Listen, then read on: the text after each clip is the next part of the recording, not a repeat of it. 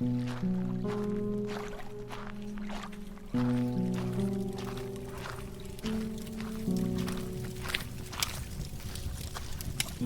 travelers, to my realm of nightmares. Allow me to be your personal assistant. Come in, take a seat, get comfortable. For when you step into my realm, there's no stepping out.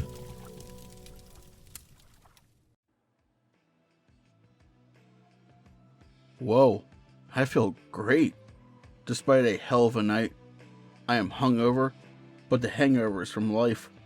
Yuck. Can't believe I just thought that. Sounds like something a Tony Robbins TEDx talk douche would say, but it does beat what I used to wake up to. Like what you've done with the place. Just sitting down at my computer, I jumped at the sound of an unknown intruder in my home. The worst part was my freshly brewed coffee painted the newly hued painting produced by myself.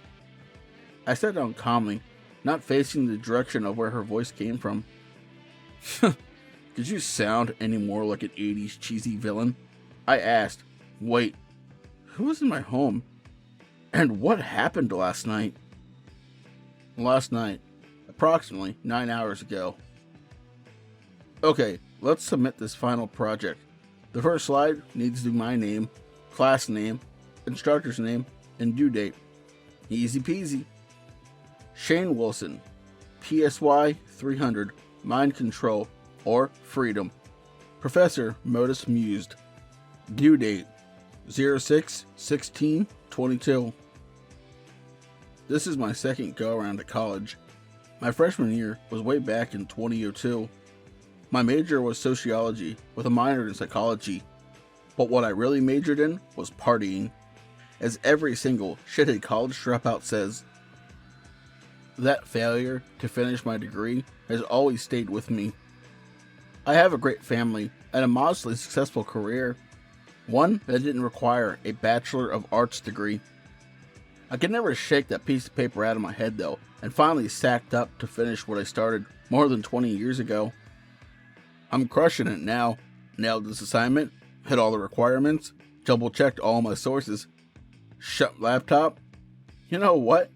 I should go out. Celebrate for once. I don't need to drink to have fun. I'm an adult. Maybe I sit down at the corner sports bar, grab some wings, see if a buddy wants to check out the ball game. Where's my cell? Hey man, you want to grab a bite real quick? I finished one of my assignments early and kind of feel good, you know? Like, I should get out for once. No, they're out of town. Nah man, just for a few. The Wildcats are playing, aren't they? Ha, I knew that would get you to come out. Okay brother, I'll see you soon. I got there first, of course. I'm always the first. If you're not early, you're late is one of the phrases I live by. As I flick my used cancer stick into the gutter, I see my friend rounding the corner. Hasn't changed in 20 years. Jeans, white tucked in shirt, and one of the shoe sponsors of dads everywhere. Nike Monarchs. We are the same age, late 30s, but I would never be caught dead in those shoes. Dave, nice to see you, man. He replies the same way, and we give a bro hug embrace. Reminiscing about old times, destroying some wings, and watching the cats pull an impressive win was cathartic for me. He doesn't know this, but I've always been jealous of my former roommate. After he completed his undergrad, he went on to finish his doctorate and now works in the fast-paced, intense world of being an ER doctor.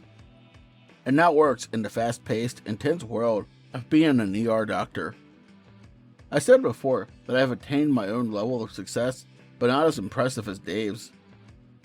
We said our goodbyes, and I took the 10-minute walk home while he took a lift home. I could have absolutely had a drink or two and not worry about driving, but I want to maintain my sobriety. I didn't have one drop of alcohol before I attended a college course. I never had one intention of drinking. It just did not appeal to me. I won't blame it on peer pressure either. When I got to higher learning, it It just happened. I remember the first time I drank like it was yesterday. My buddy Dave, who just met me, took me to my first house party. He was already a veteran drinker and made sure he brought us our own drink. A gallon or handle of Admiral Nelson's, accompanied by our own plastic red Solo cup. Dave had that covered. The first taste made my lips numb. What followed was almost 2 decades of alcohol dependence. Better late than never, right? Back to the present, approximately 9 hours later. What a great night. The best parts of nights like these as a recovering alcoholic is the lack of a splitting headache or the sick stomach feeling of the morning. Gotta text Dave and tell him thanks for coming out, and that I was glad that he took a lift home even after only having a couple of beers. Like what you done with the place, she said calmly. After spilling my coffee all over me, I responded, What are you... Wait, what is this? Didn't this happen already? That's not exactly what happened. Is it, Shane? I turned to face my intruder for the first time. She was more off-putting than I imagined. Pale white skin, long dark hair, and wearing a burgundy schoolgirl outfit. Mind telling me what you're doing in my home? I said slowly, edging towards the kitchen counter, thinking it might be conducive to grabbing a weapon. The real firepower is upstairs. No chance I'd get to that right now. She also had a faint trail of what looked like blood dried on the side of her puffy red lips. I'm not even going to acknowledge what that might be. Relax, Shane. I'm not here to hurt you. That little kitten knife you plan on going for won't help you either way. I'm honestly hurt you don't remember me from last night. I don't. Oh no. This is like college all over again. But this time, I know I didn't have any liquid destruction, making bad decisions for me. Okay. Before I call the cops, I'm going to need you to leave. I'm not looking to get hurt, just leave? A slow smile spreads across her face. Her teeth revealed the most perfect rows of snow-white teeth Shane had ever seen. She noticed how he is focused on the side of her mouth and conspicuously wipes the dried whatever from it. Sit down, stud. I'm not going to leave, and you're not going to make me. Shane does as he's told, not knowing either way. Shane's confused, looking at the ground, running his hands through his jet black hair. I really don't know what you meant, but he was starting to remember. It was hazy, like the old days used to be. That's right, Shane. Your friend invited me over. You thought it was a bad idea, but I accepted it. It can't hurt to have some pretty girl join you for some harmless night out, right? I don't know when she could have joined us, but I'm starting to remember. She was pretty, in an Elvira type of way. After a huge play from the cats cemented the win, Dave nudged me, nodding over to the raven-haired patron sitting at the bar. I made eye contact, instantly getting locked in the tractor beam emitting from her honey brown eyes. I'm gonna invite her over, bro. Before I could say no, she was sitting at our table, but that couldn't have happened. I must have some kind of false memories of that. Okay, I'm going to call the police. Wait! As quick as I put my phone to my face, I was flown across the room. My first fleeting thought was that I hoped it wasn't broken. Obviously not that important in hindsight. The feeling of strangulation was taking center stage, and quick. I watched her as she watched me. My vision was shrinking due to the violent choking, I'd summarize. Clearly she wanted to have my undivided attention. Shh. I won't hurt you, Shane. I told you that, didn't I? But you're not allowed to talk to anyone right now. I need you to focus. Do you remember me now? Yeah. I choked out quite literally. I felt like the back of my head might touch my back. I was weightless. My feet were not anchored to the floor. Have you ever spontaneously floated off the ground? Well, it's quite a new feeling. When she was satisfied with my suffering, I dropped to the ground hard. The fall didn't hurt. I was so relieved to be breathing again. I didn't care much about anything else. Good, she said. Do you remember my name? Fuck, please remember. Of course I do. She rolled her eyes, bringing with her a change in atmosphere. The temperature felt like it rose 50 degrees. My body's starting to tighten again. My arm stuck to my side like I had magically acquired a Houdini straitjacket. Oxygen cutting off. I didn't like where this was going. Hold on. Temperature rose. Rose! I shouted, embarrassed at the cracking of my voice, like my balls had just dropped for the first time. Hello, boys. Slammed to the ground again, I gasped for air like I had been underwater forever. I was pulling my collar off my neck that would allow more oxygen to flow into my lungs. Laughter came from Rose. Good. Good. You're starting to remember now, my sweet Shane. I don't know how, but I was. In the middle of my rare night out with Dave, a lady had joined our table. I somehow blocked all that out. I could see her talking with Dave, but the conversation was muted, at least to me. I remember her ordering drinks. I reluctantly took a sip, not entirely dissatisfied, but not wanting to finish it. I wouldn't drink. Rose, I haven't drank in some time. I can't remember how long it's been. I fished for my sobriety chip. I can only make out shapes and colors. I can't read what that says. Here, I see a blue coin with a giant X on it. I know it's at least been 10 years. I choked out, tossing the chip to her feet. It's been longer, but you've got me so fucked, I can't find my other ones. She let out a slow, ascending laugh. You like to live in your own world, don't you, Shane? It is true, you haven't broken your pledge. I didn't give you anything that would break your sobriety. Still feels strange though, does it not? Getting to my knees, I'm now more confused than when she first arrived. Anger started to power through the fear and doubt.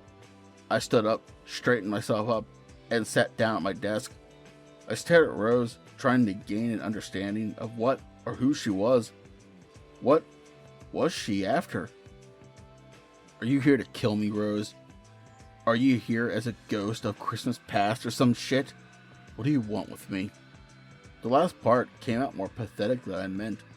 Clearly Rose was here to end me. For whatever reason, I thought of calling my wife, calling my kids, calling my partners, saying my final goodbyes. Like she was guesting in the hotel of my mind, she put her right hand up, palm facing me. The gesture had a meaning of, shut up, you're not on the right track, stop. My mouth closed involuntarily. Rose, who was seemingly levitating, grounded herself gracefully. She looked at me like I was a toy. She was the big cat here, playing with her food. She stood for a moment, then slowly moved down to an Asian squat position. We were almost eye level now, feet away. In one of the most terrifying moments of my life, she sickeningly shimmered her way towards me. She never broke that squatting position. A crab walk from the world of nightmares. Now face to face, nose to nose, she spoke. She spoke so softly, I could barely hear her, even though she was centimeters away from me. It's not about you, Shane. Yes, you stopped drinking. Congratulations, she said sarcastically. My skin felt like it was icing over. Her hands reached out, caressing my face. I tried to resist, but couldn't. The disturbing part was that I saw both her right and left hands gingerly placed on my right and left knee, respectively. What are you? Is the last thing I could muster before her maw unhinged, both jaws opening wide to devour my face and soul.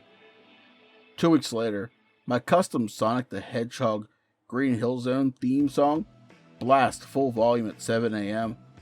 almost knocked my fat ass off the couch and onto a pizza box half full of Little Caesars pepperoni pizzas inside. I'd hate to waste half of that delicious tasting cardboard pizza. Final grades are in. I nervously logged onto my college's student profile, a 40-year-old man, seeing if he passed the class that 20-year-olds conquer, while hopped up on adrenaline and kombucha. B+, a sigh of relief, a feeling of dread overtook me. Dismissing the relief, I looked behind me, nothing. Okay, get a hold of yourself.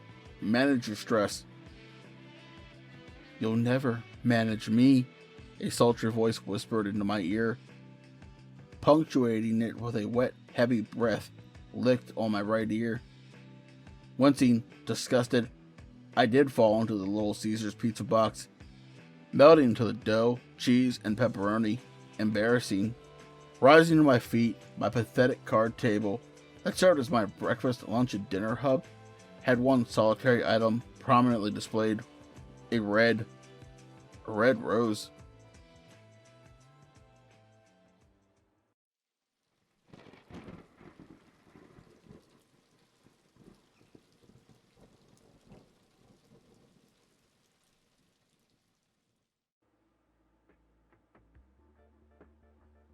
Two guys walk into a bar.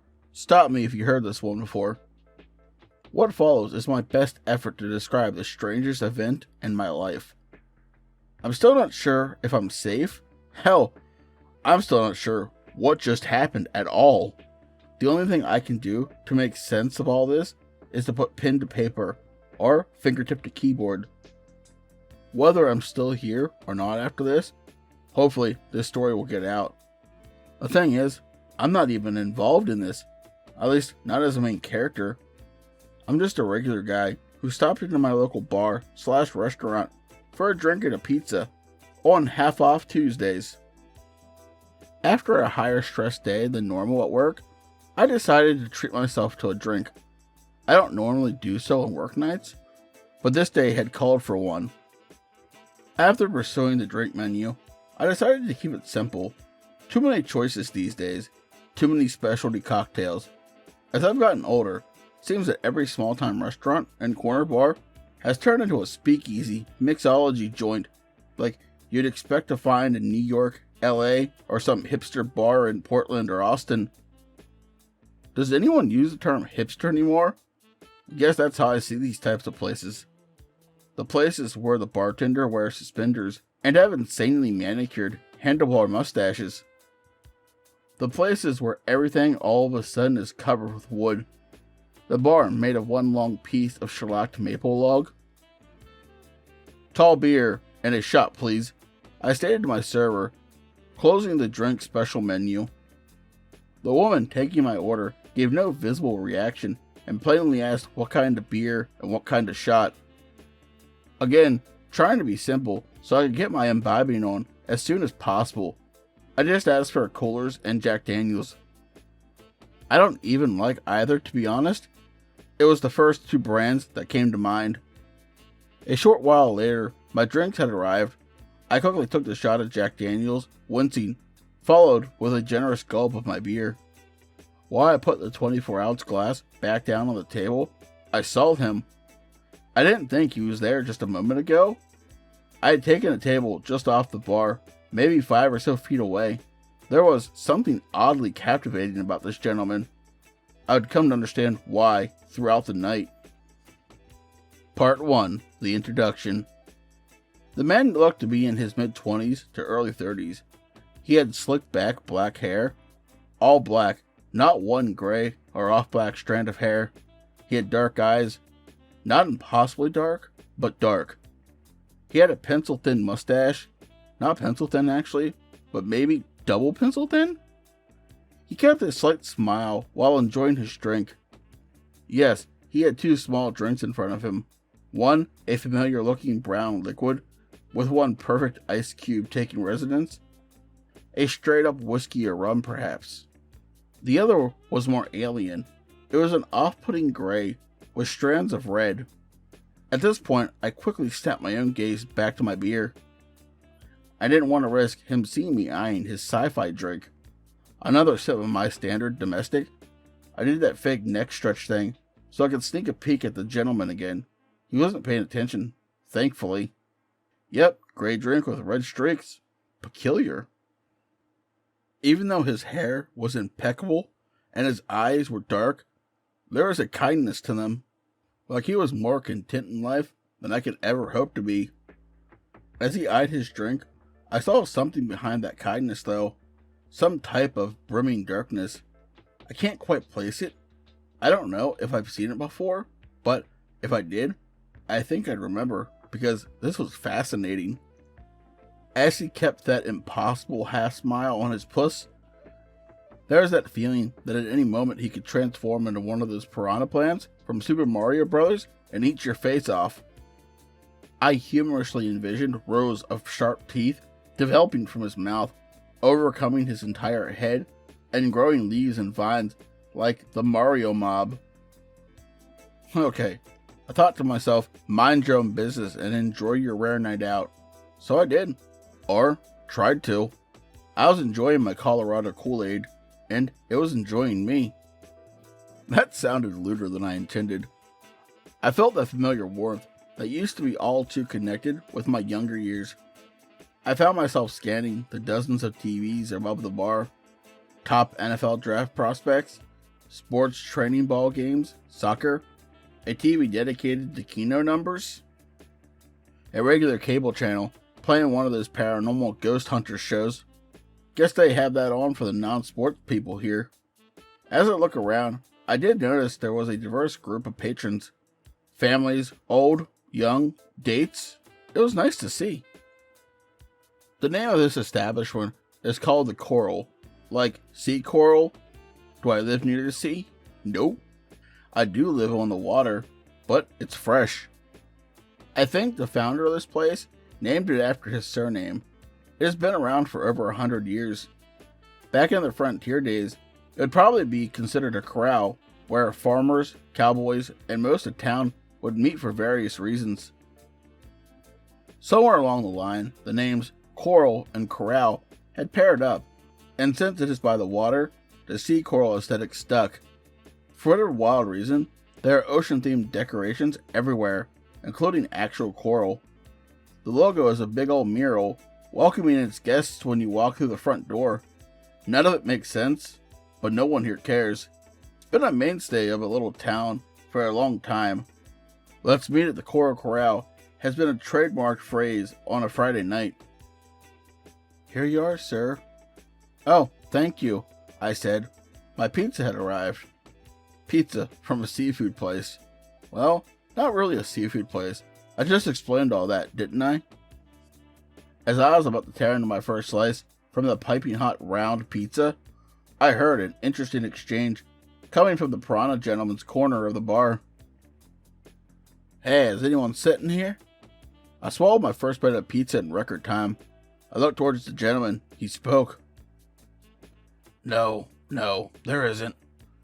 Thank you so much for asking. He looked at the patron with a closed smile, exuding happiness and being thankful that the other man had politely asked if he could take a seat next to him. There were a few seats open at the bar. I assume he is asking if the gentleman had another person coming, or the other man wanted to make sure it was okay if he took a couple seats, or... Something changed when I saw his face this time. When he thanked his new guest and watched him take a seat, there was determination in his eyes. I said in the beginning I would do my best to describe this event, and I intend to keep myself to that. I will also try to stay out of the way of the following conversation as much as I can. Of course, I will have to interject when I feel necessary. You would too if you witnessed this. Hat, is anyone sitting here? The gentleman smiled at the man. No, there isn't. He spoke softly. Thank you so much for asking. The man wearing a blue Adidas tracksuit with a mustache and a blue beanie sat down. Thanks, man. I just wanted to catch some highlights from the tournament. You sure it's cool? Don't have anyone sitting here? Sure don't, friend. That seat's all yours. Name's Hudson. Now I have a name for this gentleman.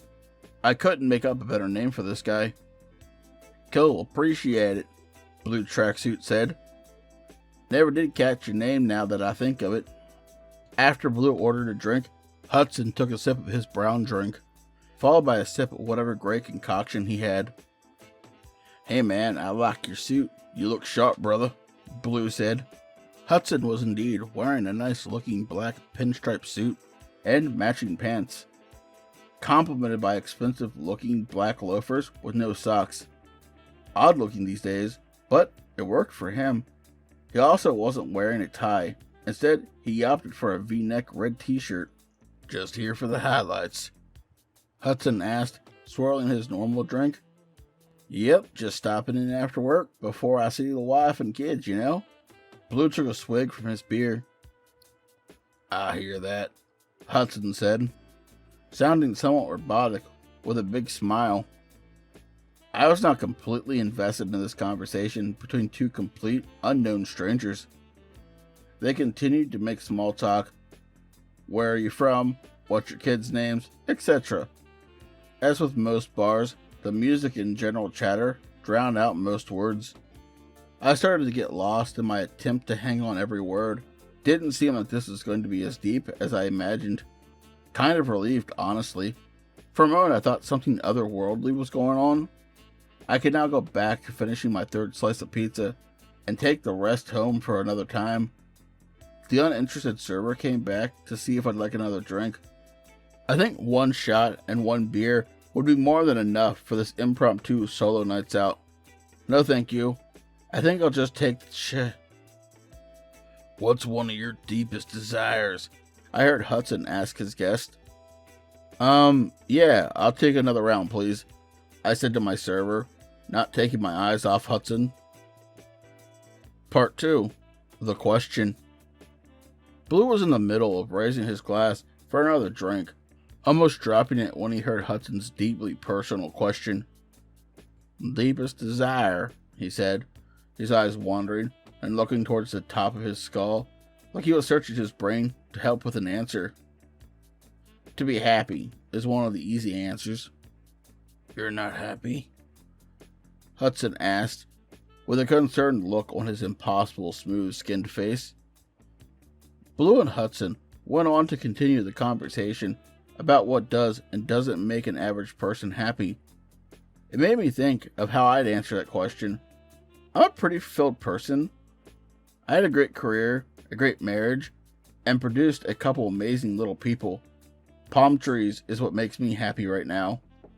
I thought, I've always been enthralled by the symbol of that easy West Coast living. I don't have any here where I live. I've only seen them during my academic days, and that was quite a long time ago. I never could explain why I loved them so. Maybe a guy in California has the same thought about snow-covered white pines, which only grow in my area. Blue finished his drink and ordered another. "Happiness is something you'll have to work for, Hudson. It's not as easy as I thought it would be.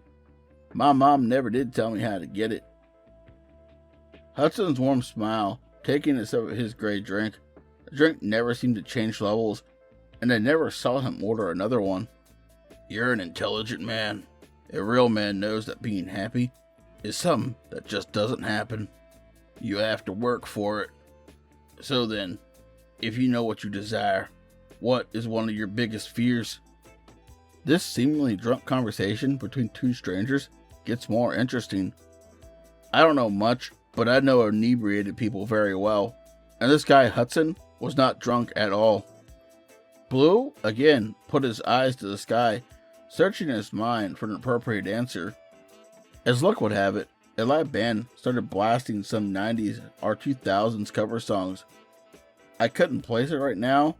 Sounds like a punk pop band, like Blink-182 or Green Day. I didn't hear the answer that Blue most likely so methodically produced. I naturally wanted to answer this one for myself as well. I don't have many fears, honestly. In my career, I've been in more life-threatening situations that I can count on one hand. I don't work as a hitman killing high-value targets, or tasked with containing or eradicating entities that the government would rather keep silent. I have taken part in some top-secret clearance missions that I'd rather not discuss, not until they are declassified. The thing I most fear is losing all my loved ones to natural causes, accidents, or more horrific outcomes. I'm here at this bar tonight because I had a particularly bad day at the office. I haven't had one of those days for a while. I'm okay. My family is okay. But I have seen again how bad things can be in the real world. I swing my attention again to Hudson and Blue's convo. Blue seems intrinsic. Hudson seems jubilant. All to be understated. You've been a good friend here today. Where did you say your family is again tonight? They are, home, man. Like I said. Blue looks confused. Sure, that's right. Hudson winks at him. Something darker has come into Hudson at that wink. You would like to do more for your family, wouldn't you? You're not a bad guy. Just caught up in some bad situations. It's not too late. I don't know what you mean, man. But no, I'm not a bad guy. You don't even know me. In fact, I think I gotta go home anyway. You have a good night. Blue's instant irritation only seems to fuel Hudson. He's not fazed at all. I've seen this in many interviews with clinically diagnosed sociopaths and people with borderline personality disorders. I'm on my third round of Cooler Tall Boys and Jack Daniels. Good night, friend. It was a pleasure sharing this night with you. I hope you found what you're looking for. Hudson whispers, sipping that awful gray ooze. Blue now stands, shakes his head, throws a couple $20 notes on the bar. He doesn't even want to wait for his bill. Before you go, Hudson says, can I buy you one more drink? You know, as a peace offering.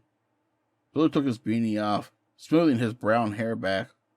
It looked like this was one of his de-stressing mannerisms. Okay, man, sorry. You just pushed a little deep, that's all. Hudson smiled his usual welcoming smile. He tilted his head towards the seat previously occupied by Blue. Blue obliged. Hudson used his right thumb and index finger to stroke his immaculate mustache. 2 shots were slid to him by the bartender. I fully expected him to be of that gray and red atrocity that Hudson's been sipping on all night, but they were both clear. What is this? Blue asked. Just a thank you, Hudson replied. Blue didn't seem to put more thought into it, downed the shot, said his goodbye, and left. Part 3. The Unexplained. I took a few moments to process what had gone down that night. I'm a logical person, dealing with real life at its most real. When I can't explain something, I find a way to explain it. This one felt like something I'd have to chalk up to the beer and whiskey. I boxed up my remaining half of pizza and finished my 3rd or 4th beer. Hudson seemed to be leaving as well. He watched the ending of one of the sports events above him. Never have I seen a more content human, if he was human. He took a deep breath, placed an ungodly stack of money on the bar, and stood. As he left, we met eyes, just for a moment. That moment could have lasted for a second or for an eternity. Feelings of enlightenment, danger, hope, and despair filled me. Would you like to order any food, sir? What? I snapped at my server. She took a shocked step backwards. I feel like I woke up from a deep sleep. That nap you took that was so hard that you thought it was the next day and you were late for school. But you're almost 35 and you haven't been in school for almost 18 years. Oh gosh, I am sorry. I had something on my mind. I looked at my table. I barely started my first drink. The glass was still frosty. What the hell happened to me? I must have had a more stressful day than I thought. The palm trees outside soothed me. I always loved palm trees, always to calm me down. Wait. My pocket vibrated. I haven't gone a day in my life without checking my phone less than 10 minutes at a time since I got one. I don't remember the last time I looked at it today.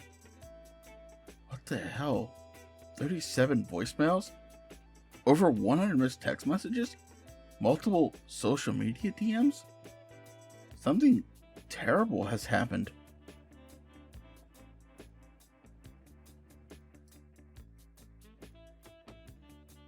Tonight's stories were written by Blake Blizzard and were titled A Curious Conversation at Corral and The Night Before.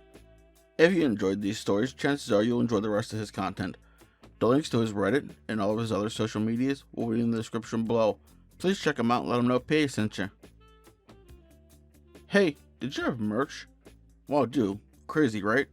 And if you'd like to walk around representing my realm and gaining me new travelers, the links to my merch store, as well as all of my other social medias, will be in the description below. As always, I'd like to say a special thank you to all my lovely Patreons.